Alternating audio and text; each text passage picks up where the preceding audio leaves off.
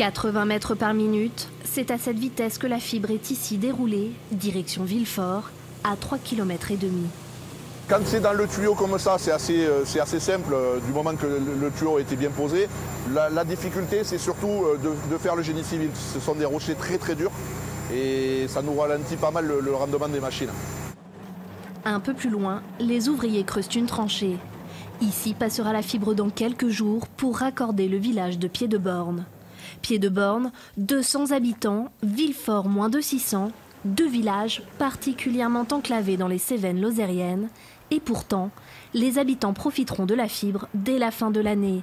Plus qu'un luxe, une nécessité. Ici, pas de 4G et un réseau Internet défaillant, deux freins supplémentaires au développement touristique du village. Nelly Manifacier tient une maison d'hôte à la sortie de Villefort et chaque année, ces défaillances lui coûtent des clients. Au mois d'août, il y a tellement de monde sur le village qu'on a vraiment des gros problèmes Internet, ça c'est sûr. Et on rate des réservations à cause de ça. Les travaux ont commencé dans l'est du département. C'est ici que se trouvent les plus grandes difficultés économiques.